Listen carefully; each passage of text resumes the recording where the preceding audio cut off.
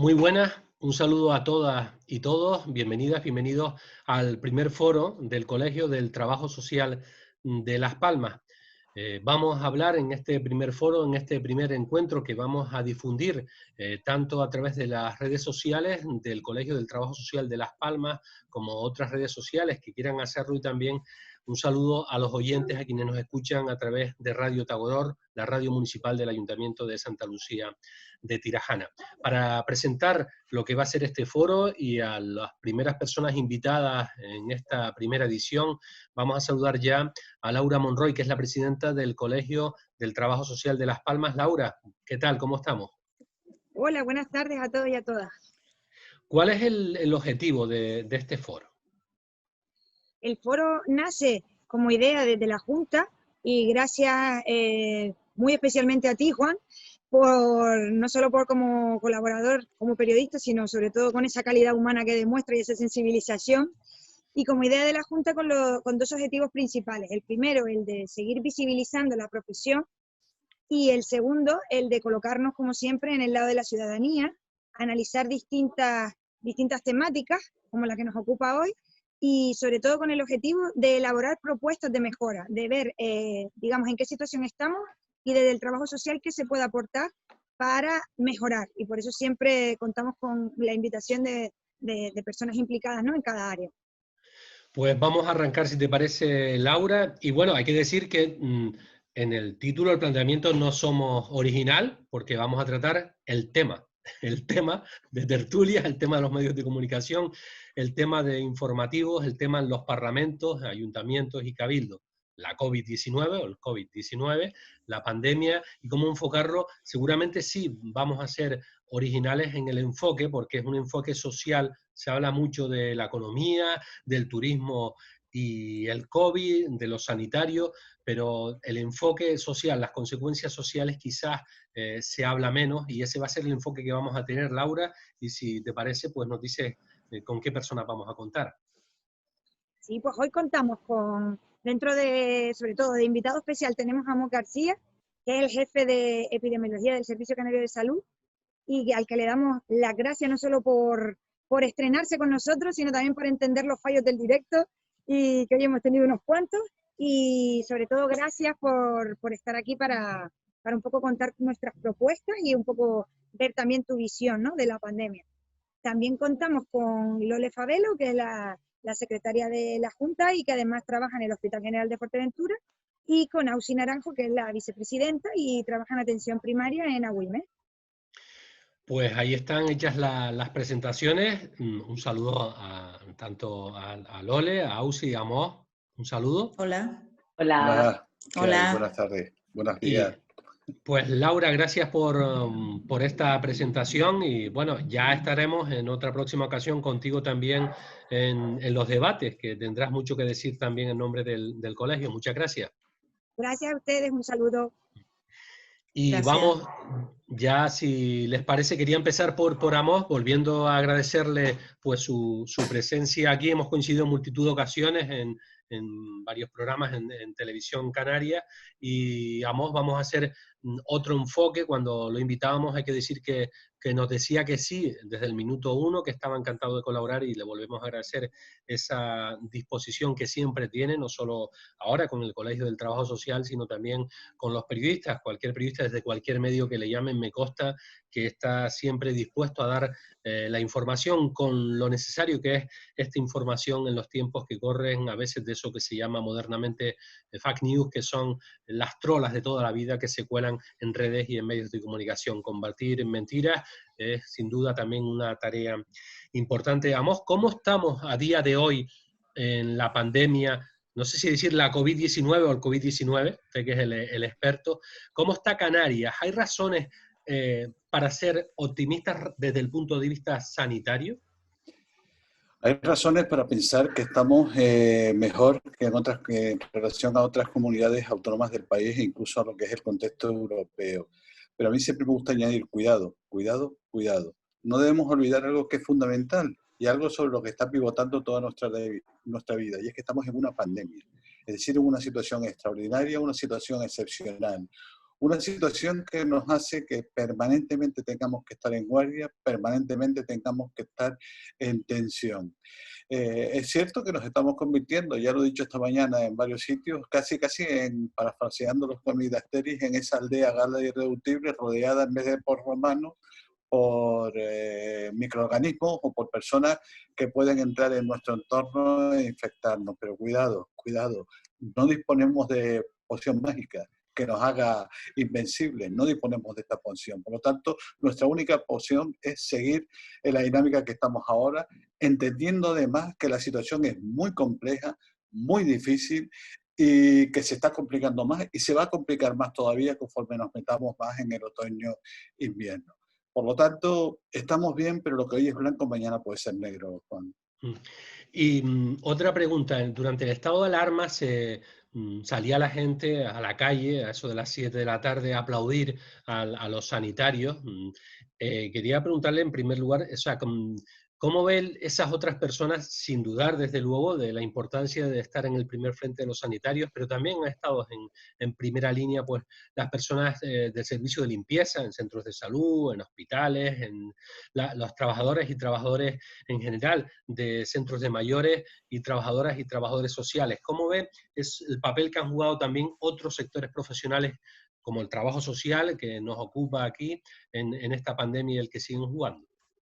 Clave, fundamental. Yo entendía que el aplauso no exclusivamente dirigida a los que somos médicos o los que son enfermeros o enfermeras. Era un aplauso dirigido a un plantel amplio de profesionales cuyo funcionamiento, cuya actividad laboral era fundamental para mantener la situación de interacción con la pandemia, de actuaciones contra la pandemia que se estaban desarrollando. Tanto la señora o el señor de limpieza, como el celador, como el trabajador social, como el enfermero, como el médico. Todos formábamos parte de un mismo marco de intervención básico para abordar con tranquilidad la pandemia, que eran los profesionales que trabajan en los centros sanitarios. No tanto los profesionales sanitarios como cualquier persona que trabajara en un centro sanitario, porque los hospitalizados, las personas que están hospitalizadas también tienen que comer, por lo cual los cocineros desempeñan un papel clave en el contexto de las medidas de intervención contra la pandemia. Todos éramos uno y uno éramos todos. Bueno, en esa línea tenemos aquí, como diría aquel, el profesor, en la presente gráfica, como podemos comprobar, tenemos a Ausi Naranjo, vicepresidenta del Colegio de Trabajo Social, es trabajadora social, que ejerce su trabajo además en atención primaria, y a Lole Favelo, que ejerce su trabajo también en el Hospital General de Fuerteventura como trabajadora social. Les traslado la pregunta a ustedes, para la gente que no sea del propio ámbito del trabajo social, ¿cuál es el papel que han estado jugando, que están jugando las trabajadoras sociales, los trabajadores sociales en esta pandemia de la COVID y cuando están en el ámbito sanitario y en otros ámbitos? ¿Quién quiera de las dos? ¿Ausi? Yo desde atención primaria decirle que, bueno, hemos sido la puerta de entrada a esta situación, hemos aportado alternativas y soluciones a las dificultades o problemas sociales que han surgido con la aparición y el desarrollo de esta enfermedad.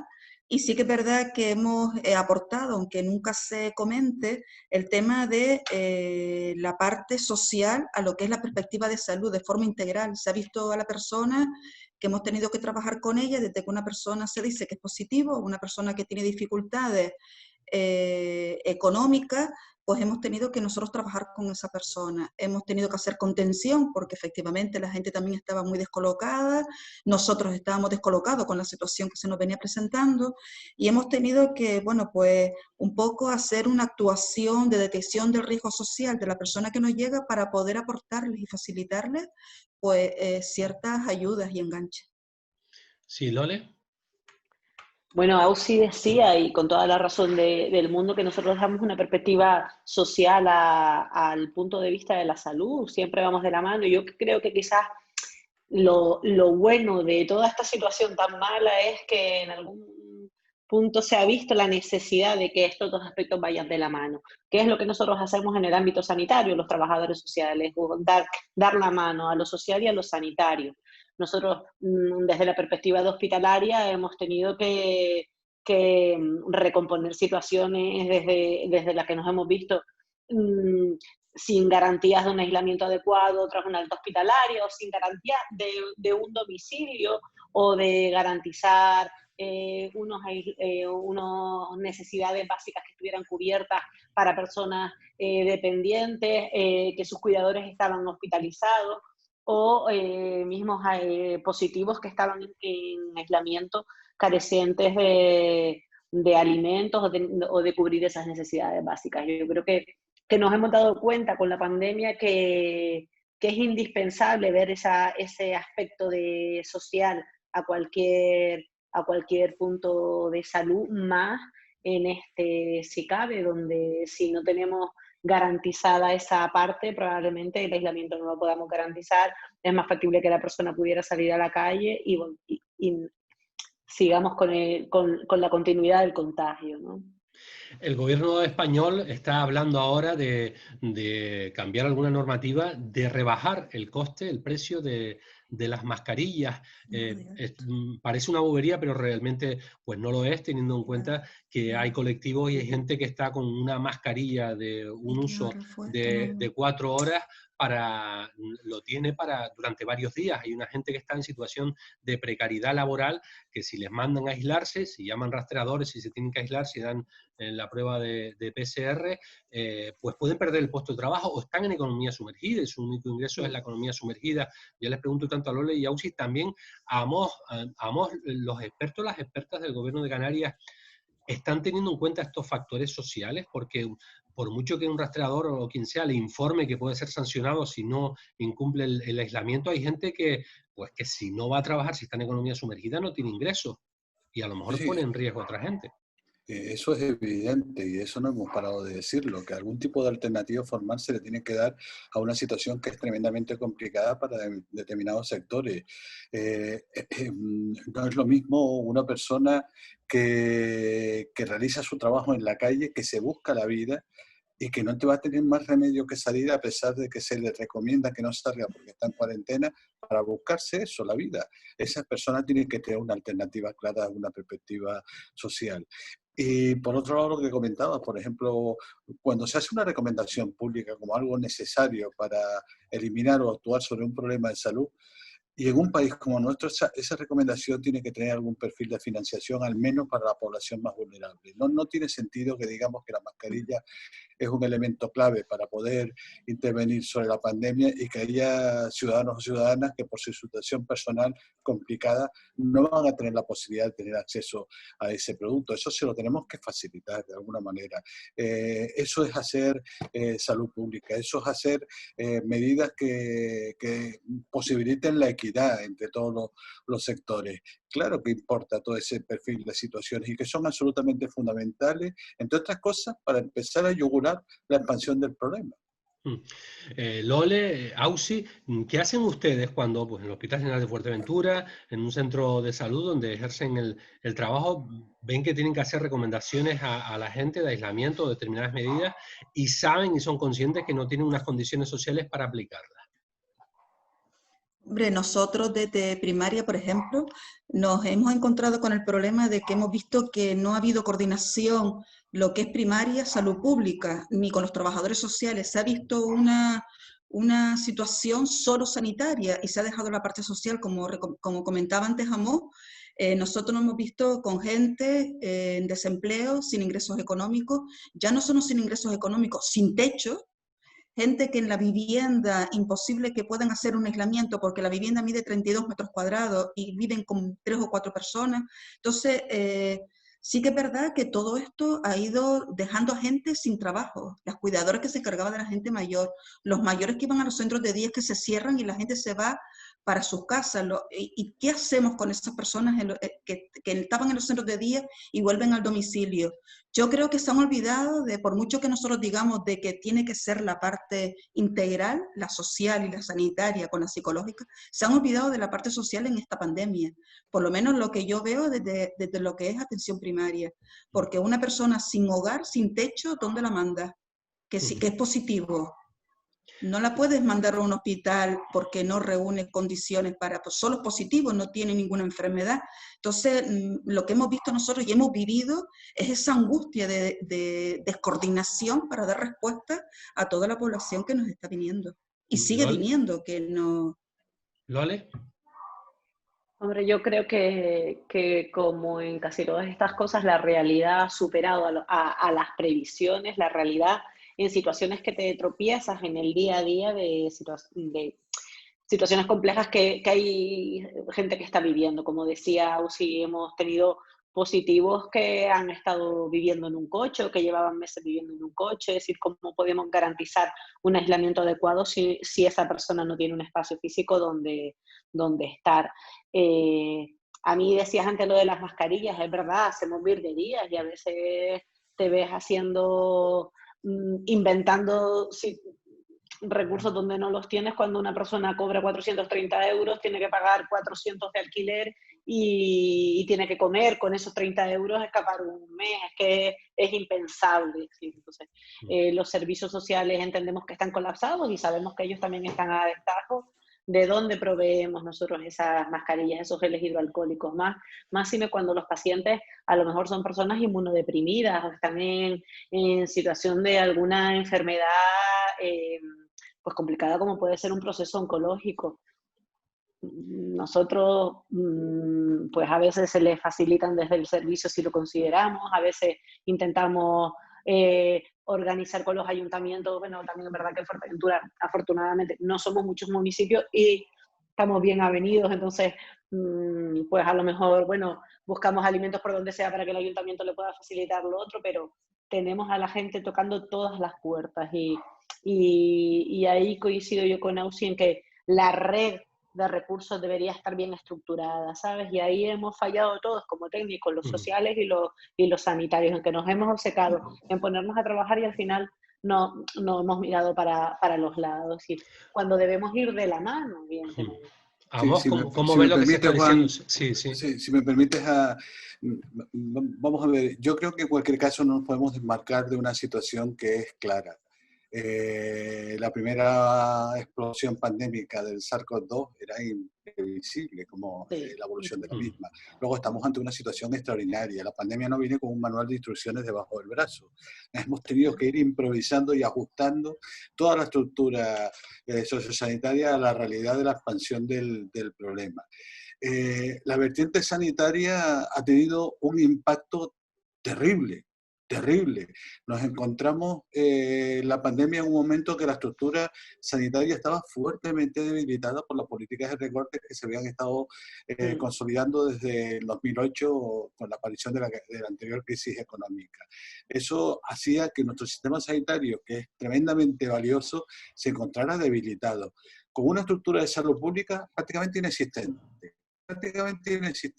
Una atención primaria que pedía agua por señas y una atención especializada más dotada, pero que también tenía carencias, como se demostró en la fase inicial de la pandemia, con la incapacidad que tenía para dar, por ejemplo, algo tan simple como protección adecuada a sus profesionales. ¿Eso qué ha significado?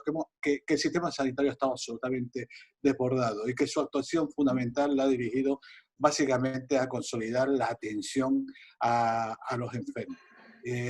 Y la vertiente social, pues difícilmente poder asumir los sanitarios en función de cómo estaba la situación desarrollándose. Los profesionales que trabajamos en la salud pública, que sí tenemos perfectamente claro el impacto social que tienen todas las patologías de salud, que la salud no es una entelequia aparte de una realidad social en la que conviven los sujetos, sí que teníamos claro estas situaciones, pero estábamos también debilitados, profundamente debilitados como estructura a la hora de poder intervenir. Yo esperaba sinceramente que en esta segunda onda pandémica todo esto se fuera corrigiendo. No lo veo, Juan, y eso me preocupa también considerablemente. Pero Amos, por lo menos se puede decir, sin ánimo de querer ser optimistas por norma, sino lo más realista posible. ¿Se ha avanzado algo en la coordinación respecto con los años que ya llevas tú en el área de epidemiología del Gobierno de Canarias? Ahora hay más enlace, más coordinación, más comunicación con asuntos sociales para atender la pandemia. hay más enlaces, pero hay unas dinámicas de interacción de trabajo tan potentes que hay en todas las estructuras que complican el establecer vínculos de unión entre las dos estructuras. Y es fundamental. Y lo que trabajamos en salud pública lo tenemos claro. Es imposible tratar de obviar una realidad que está claramente asociada a la pandemia, que es el impacto tremendo que va a tener sobre la estructura social la situación que estamos viviendo. Y eso es algo que tenemos que tener muy claro, muy claro. Fíjate, Juan, que yo estoy convencida de que sí. Yo sí que creo que nos hemos tocado las puertas mutuamente, los dos sistemas de protección, el sanitario y el social, pero, y que los técnicos lo tenemos claro, pero ¿qué pasa? Si no hay recursos, ¿de qué me sirve a mí tener una buena coordinación con mis compañeras de los municipios si ellas no tienen capacidad para dar cobertura a lo que yo necesito? Si no tenemos espacios para hacer aislamientos adecuados, si yo necesito una ayuda para alimentos hoy, porque hoy es cuando esta familia acaba de dar positivo y la tengo aislada, tenemos que desburocratizar las asistencias que estamos generando, por lo menos para procesos como estos. Es decir, ¿de qué me sirve a mí que la señora o que la familia tenga cita dentro de 15 días? Porque es que necesitamos ahora dar respuesta. Y esa respuesta lamentablemente no nos la está dando los servicios públicos, nos la están facilitando el tercer sector. ¿Y qué estamos haciendo? Sobrecargar al tercer sector, que además no es que tiene competencias en la materia. Vuelvo y repito, yo creo que todos tenemos muy buena voluntad y todos, en la segunda ola, como decíamos, sí hemos abierto un poquito los ojitos. Está claro que la primera, que nadie tenía un máster en pandemia hecho, por lo menos nosotros no, pero sí que en esta segunda sí hemos aterrizado en lo que sí deberíamos hacer, pero nos faltan recursos. Es decir, un ayuntamiento que ya está a 2 velas no tiene capacidad para facilitarle a sus vecinos las ayudas. Ayuntamientos con los recursos que tienen, por ejemplo, los de la isla de Fuerteventura, no tienen capacidad para organizar un espacio alojativo para las personas que los necesiten, con lo cual estamos repercutiendo en el sistema sanitario porque estamos hospitalizando personas que no tienen criterios agudos de hospitalización porque no tienen garantías de hacer el aislamiento en otro sitio. Ahí es donde nos falla. ¿Y en qué sentido estábamos? Hacía una alusión a cómo estaba, y no sé cómo está hoy, y aún sí que trabaja en atención primaria. ¿Cómo está respondiendo atención primaria? Porque se ha dado protagonismo también al tema de las UCI, pero se ha visto por lo menos que no es tan tremenda la letalidad de la enfermedad, por tanto es clave atención primaria. Se está recomendando la cita telefónica, la atención telefónica, con los problemas que genera a determinados sectores de la población. Ausi, ¿cómo ves el tema? ¿Se está cuidando más? ¿Se están haciendo más contrataciones en atención primaria para reforzar esos recursos que se habían recortado en la crisis anterior? Afortunadamente, de atención primaria, te hablo de Gran Canaria, sí se han ampliado las plantillas. Es verdad que se desborda, por mucho que se amplíe la plantilla, la situación desborda porque las citas telefónicas no es lo mismo que la presencial. Es muy complicado explicarle a la persona que no tiene que ir al centro, que el médico le va a llamar o el profesional que tiene que llamar o le va a llamar. Es muy difícil el comunicar, el llegar al usuario para decirle que no tiene que ir, que llame y el médico ya le dirá, o yo o el profesional que la atiende, que nosotros le diremos si lo vamos a ver o no lo vamos a ver y le daríamos una nueva cita. Pero sí es verdad que se ha aumentado la plantilla y en cuanto a trabajadores sociales de primaria a nivel de la provincia también se ha aumentado con el tema del COVID. Hablemos de una población, se ha señalado mucho como población de riesgo. Es una pregunta que en varias ocasiones ya le he dicho a Mo García cuando hemos coincidido en otros medios de comunicación, el tema de que quizás nos hemos pasado a lo mejor de frenada a la hora de hablar de nuestros mayores, casi asustándolos como la población por ser viejo, ya parece que te ibas a morir si te daba la COVID-19 y quizás se les ha estigmatizado demasiado a la población mayor. Sí, yo creo que el problema no está en función de la edad, el problema está en que no te contagies. Y para no contagiarte, mascarilla, lavado de manos, distancia física y escapar de los espacios cerrados poco ventilados. Ese es el discurso que hay que darle a una persona de 75 años como es el que hay que dárselo a un joven. Lo que sí es cierto es que hay unos perfiles de vulnerabilidad superiores en una persona que tenga más años que una que tenga menos años. Como hay más vulnerabilidad en una persona que tenga alguna enfermedad de base con relación a una persona que no tenga ninguna enfermedad de base.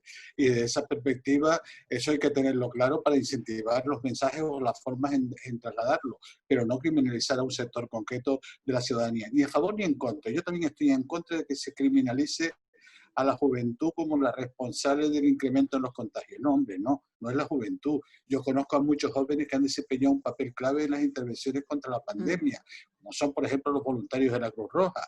Son ciertos sectores que actúan con un perfil de irresponsabilidad importante, pero no es la juventud, no podemos criminalizar a ningún sector poblacional. Y lo que tenemos que hacer cuando trasladamos el mensaje es reforzar el mensaje clave: mascarilla, distancia física, lavado de manos y escapar de los espacios cerrados poco ventilados. Tengas 75 años, tengas 35 años. Eso sí, teniendo en cuenta que la vulnerabilidad está donde está. Porque otro de los puntos, hablando de personas mayores, sí, Ausi, es el tema de los centros de mayores. Hemos visto, lo le recordarás, el exabrupto del presidente del Cabildo de Fuerteventura señalando a trabajadores de un centro de mayores, diciéndoles irresponsables porque la COVID entró allí, cuando podía haber entrado con la visita de un familiar, ¿no? No sé cómo han visto esto en relación a las personas mayores ustedes y exabruptos políticos de este tipo, ¿no? Hombre, yo te digo, desde primaria, las personas mayores han tenido mucho miedo. Han tenido mucho miedo, el tema de llamarlas por teléfono, dudaban de que fuéramos nosotros los profesionales sanitarios que estuviéramos llamando y volvían a llamar a ver si era verdad que nosotros, a mí me pasó en varias ocasiones a ver si era verdad que era yo la que le estaba llamando. Y es verdad, los miedos a salir, los miedos a contagiarse, la incertidumbre de no saber, porque todo el día metidos en la casa, viendo tele y escuchando las noticias, eso también pues a ellos los va perjudicando. Entonces, hablamos solo de los de residencia, pero yo hablo de la gente que está en casa sola, que no tienen a nadie, y todas las peripecias que tuvimos que hacer para poder estar con ellos y relajarlos y quitarles la tensión que tenían, y todo ese trabajo es un trabajo arduo que se hace desde primaria. Sí, cuando Entonces, se suprimió incluso el servicio de atención domiciliaria en muchos ayuntamientos. Bueno, nosotros afortunadamente lo que es mi zona, en algunas zonas al principio, como era del ayuntamiento, no se llegó a cancelar, pero sí que es verdad que subió la demanda. Al subir la demanda, porque los centros de día se cierran, las personas mayores ya no podían estar solas, había que darle respuesta, ¿sabes? Entonces es verdad que solo hablamos de residencia y nos hemos olvidado de la gente mayor que está en casa y que tiene miedo a salir para no contagiarse y no tener dinero para comprar mascarillas, que es lo que decía Lole antes. Me parece que es un tema que tienen que ir de la mano los dos, sanitario y social, por supuesto, pero es verdad que nos olvidamos de que no solo es el centro de día, son las residencias, es la gente mayor que tenemos en casa que está esperando por la ley de dependencia. Lole, ¿cómo ves el tema de los mayores? Fíjate, yo señalaría también que aquí uniría el ámbito social y cultural desde el punto de vista de lo comunitario, cómo hemos adaptado nuestras circunstancias a lo que estamos viviendo con los niños. Hemos adaptado los colegios, hemos pensado que los tenemos que echar a la calle, que los niños tienen que aprender a vivir con esto, los padres tenemos que aprender a vivir, a cómo manejar esta situación, pero a las personas mayores las seguimos manteniendo en casa, ¿sabes? Con lo que eso supone de falta de estimulación, de falta de relaciones, de falta de capacidad de manejo, y mucha gente que ha perdido, que iba a su rehabilitación, que iba a su gabinete logopeda, todo esto lo han perdido, los estamos dejando de estimular. Con lo cual, no solo incidimos en que a lo mejor los hemos querido sobreproteger con el tema del COVID, pero a lo mejor los estamos abandonando en otro sentido, que es el de tenerlos visibles en la sociedad, tenerlos de frente, visibilizar esas situaciones de maltrato que se puedan dar intrafamiliares, que antes las objetábamos en los espacios públicos y ahora no las vemos. Son gente que ahora no sale de casa. Yo, como tú y como decían todos antes, no creo que solo haya que centrarse en las residencias. Es verdad que el COVID en un primer momento atacó directamente a esos perfiles de población, pero si tenemos que aprender a vivir con con el COVID en nuestro día a día. Yo creo que es el momento de dar el siguiente paso. Yo en eso sí insto a todas las autoridades o instituciones que tengan competencias, incluido el Cabildo de Fuerteventura, a que promueva espacios seguros para los mayores en ese sentido. Los centros de mayores no pueden seguir estando cerrados. Pues si al baile de los domingos no van 60, que vayan 20, pero que vayan esos 20 y puedan relacionarse. Hablemos de rastreadores. Se ha visto que es clave, que ha influido la presencia de rastreadores en el control de la pandemia de forma importante. Y si es tan importante ese papel, AMOS, ¿por qué se ha tardado tanto en buscar rastreadores, en contratarlo? ¿Por qué se ha hecho tan a contrarreloj? Sí, quizá no tanto en nuestra comunidad autónoma como en otras comunidades autónomas que todavía ni siquiera los tienen en un número razonable al impacto que está teniendo la pandemia en aquellos momentos. Yo creo que todo es fruto de lo que significa ir aprendiendo conforme vas conociendo más las características de la pandemia. Hay 3 elementos clave para intentar llevar un ajuste positivo a la evolución de la pandemia. Uno es la recomendación del mensaje preventivo, que es clave: mascarilla, lavado de manos, distancia física, escapar de los espacios cerrados. Y otro es el que le corresponde al ámbito sanitario. El ámbito sanitario tiene que estar bien engrasado, tiene que estar de tal manera que la atención primaria sea potente, que el perfil en relación a los rastreadores sea el adecuado, haya un plantel amplio de rastreadores, y que yo creo que en estos momentos en Canarias sí que hay un número razonable al impacto que está teniendo la pandemia en estos momentos en Canarias, y lógicamente prepararle a la especializada, pedirle a la especializada que se prepare por si vienen bandadas. Pero hay también otro tercer factor, Juan, que yo creo que es importante. A la ciudadanía le estamos pidiendo responsabilidad, y la está cumpliendo, ¿eh? La inmensa mayoría está respondiendo responsablemente. Pero hay que pedirles también a las administraciones públicas que vigilen y que sancionen los elementos irresponsables que hay. El sábado estuve yo paseando por la playa de las Canteras aquí en Las Palmas. Vi más de un restaurante a tope, en el que lo de la distancia física era una utopía. Vi mesas en terrazas en las que habían sentados en la misma mesa 14 y 15 personas. Le tenemos que pedir responsabilidad a la ciudadanía, porque eran pocas mesas y pocos restaurantes, pero también tenemos que pedir responsabilidad a la autoridad sanitaria para que vigile esos elementos y los sancione. Y los sancione es fundamental. No responsabilicemos exclusivamente a los ciudadanos, también tenemos de las administraciones públicas un perfil amplio de responsabilidades que tenemos que cumplir. Desde el Colegio del Trabajo Social se llegó a sacar un comunicado planteando la importancia o el papel que pueden cumplir los trabajadores sociales como rastreadores por su perfil profesional. Ausi, Lole, ¿por qué, digamos, se cumple un buen perfil desde el trabajo social como rastreadores? Yo creo que nuestra profesión en sí ya lo lleva implícito, el tema de la detección del foco, el tema de seguimiento de convivientes, el tema de la educación sanitaria, el tema de la coordinación, el tema del seguimiento social de las personas que están en proceso de enfermedad o en alojamiento preventivo, el seguimiento de crisis. Yo creo que nosotros sí tenemos dentro de la profesión pues esa posibilidad de poder ser rastreadores.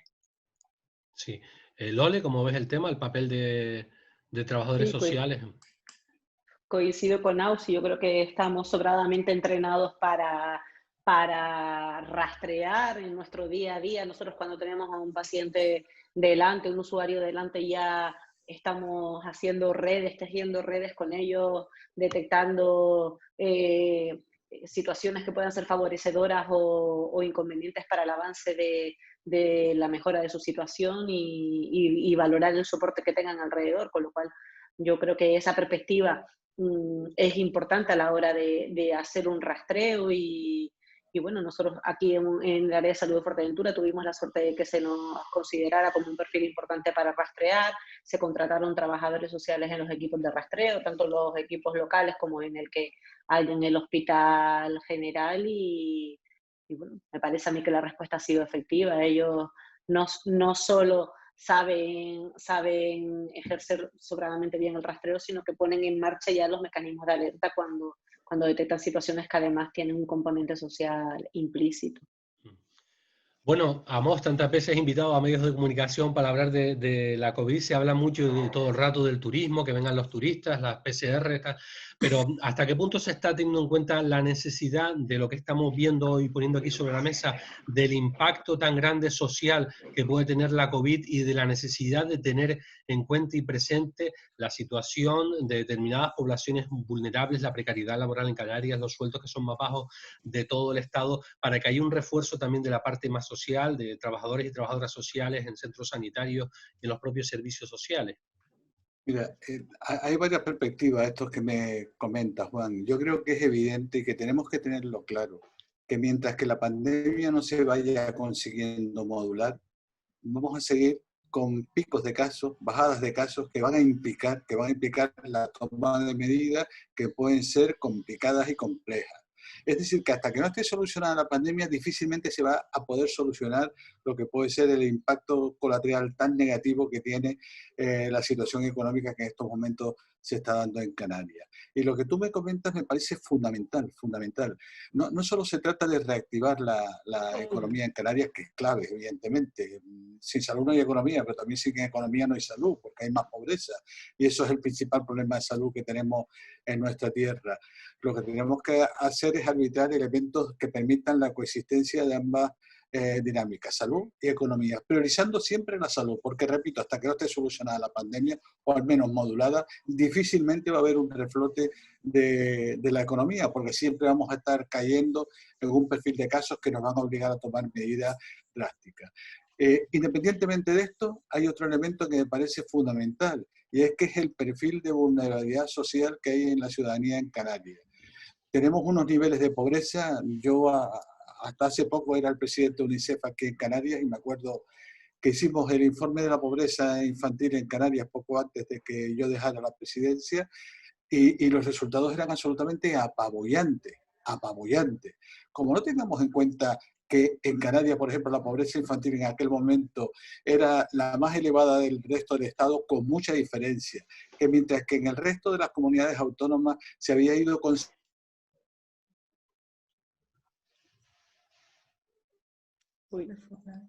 consiguiendo disminuir los perfiles de pobreza infantil. El nivel de pobreza lo teníamos tabulado en un 41,6%. En los momentos ha bajado algo, pero tenía unos valores absolutamente escandalosos.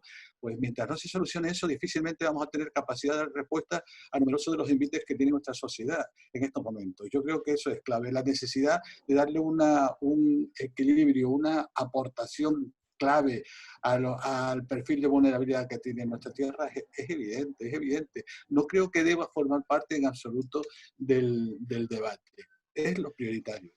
Bueno, y se nos está acabando el tiempo. Para finalizar, una misma pregunta a los tres invitados. Recordemos, estamos a través de las redes sociales del Colegio del Trabajo Social de Las Palmas y a través de la emisora municipal Radio Tagoror en el primer foro social, el primer foro organizado por el Colegio del Trabajo Social, que va a ser mensualmente para tratar distintos aspectos que tienen que ver con lo social, con el sistema público de servicios sociales. Les pregunto, ¿creen que una de las lecciones que podemos sacar y debemos sacar del COVID, de la crisis social generada, es la necesidad que es imprescindible de reforzar y tenerlo siempre reforzado el sistema público de servicios sociales, tanto los servicios sociales como la sanidad, como la educación y de la coordinación entre todos esos servicios para que se cumpla eso de lo que presumen todos los gobiernos? En el caso nuestro, el gobierno canario y el gobierno del Estado español, nadie se quedará detrás, pero vemos que hay gente que sigue detrás, que sigue sin cobrar el ingreso mínimo vital, que sigue sin cobrar, que no tendría comida si no fuera por organizaciones del tercer sector y no por la institución que debe de hacerlo realmente. ¿Creen que esta lección se va a aprender y que es imprescindible que la población también sea consciente que no se deben recortar el sistema público de servicios sociales? Quien quiera, para ir terminando. Bueno, yo completamente de acuerdo, Juan, pero es que además que se lo crean las instituciones, quiero decir. De nada sirve sacar un plan de reactivación económica y social si no sacan con ficha, no, la parte social no tiene ficha financiera. Es decir, necesitamos todo eso que demandamos, dotarlo, es decir, de qué me sirve a mí tener buena coordinación con los recursos municipales, con los de ámbito insular, si no hay dispositivos que podamos utilizar, si no hay partida presupuestaria para dar cobertura a toda esa gente que bien porque Canarias tenía un elevado volumen de personas que trabajaban en economía sumergida, porque vivimos del turismo y el turismo está paralizado. ¿Cómo vamos a mantener a todas esas personas? ¿Cómo tenemos que darle protección a todas esas personas? Si no hay ficha financiera, si no hay cobertura, las intenciones se quedan en eso, en intenciones. Entonces, para mí es fundamental, Amos lo decía antes, Ausi también, si tenemos que ir de la mano, pero tenemos que ser realistas con que es tan importante que el turismo vuelva a que la salud de nuestra población esté en un estado óptimo para poder recibirlo. ¿Ausi? Hombre, y aparte para añadir un poquito a lo que dice Lole, es verdad que siempre vamos a remolque en todo el sistema, siempre, que si falta personal, que si falta material, que si las condiciones en las que se trabaja no son las adecuadas. Yo creo que se está haciendo mal la planificación de toda la estructura, porque se planifica sin tener un diagnóstico previo y sin partida presupuestaria. Entonces, si queremos montar una ley de servicios sociales, la partida presupuestaria tiene que ir incluida dentro de esa ley. Si se quiere hacer la ley de dependencia, pues tiene que... Entonces, el plan reactiva, como decía Lole antes, chacho, ¿dónde está la partida presupuestaria? Que ahora se va a quedar mucha gente sin cobrar. ¿Qué va a pasar con la parte social de la población? Hay gente que no puede comprar mascarilla, hay gente que no puede trabajar porque la persona mayor que era cuidadora antes ha tenido que volver a su casa. Yo creo que no se hace un diagnóstico previo a esa planificación y no se tiene en cuenta la partida presupuestaria. Amos García. Sí, yo te diría, comentaste antes, Juan, y es verdad, que una frase que se oye mucho en estos momentos es que nadie se quedará detrás. Y yo creo que efectivamente se ha intentado, en la medida de lo posible, ha habido aporte legislativo en ese sentido, pero el problema es que en nuestro país no es que haya gente detrás, es que hay gente en el fondo del abismo. Y desde esa perspectiva, eso es fruto de una política de recorte que se implicó en lo social a partir de la crisis del 2008. Fue lo social, el sistema sanitario, los servicios sociales, los que fueron fundamentalmente víctimas de esa política de recorte, y eso no puede volver a pasar. Tenemos que potenciar lo que hoy está siendo el santo y seña de nuestro sistema del bienestar, el sistema sanitario y todo el sistema de servicios sociales. Eso se tiene que potenciar. ¿Y cómo se potencia? Con voluntad política. ¿Y la voluntad política cómo se escenifica? Con presupuesto, con inversión. Esa es la clave. Por lo tanto, claro que hay que incidir en esa partida. No solo para que nadie se quede detrás, sino para los que están en el abismo puedan salir a flote. Pues Amos García, Ausi Naranjo, Lole Fabelo. Amos García, jefe de epidemiología del Gobierno de Canarias, Ausi Naranjo, vicepresidenta de la Junta de Gobierno del Colegio del Trabajo Social de Las Palmas, y Lole Fabelo, secretaria de la Junta del Gobierno del Colegio de Trabajo Social de Las Palmas. Gracias por participar en este primer foro social, el primer foro del Colegio del Trabajo Social, y bueno, nos seguiremos viendo y debatiendo, sí, porque es importante. Muchísimas gracias. Muchas gracias. Muchas gracias a todos y todas ustedes. Gracias. Hasta luego. Y gracias también a todas las personas que nos han estado siguiendo en las redes sociales del Colegio de Trabajo Social y a través de la emisora municipal de Radio Tower. Volveremos dentro de un mes a tratar otro asunto que ponga en valor también el sistema público de servicios sociales y el papel del trabajo social en nuestra sociedad en Canarias. Un saludo.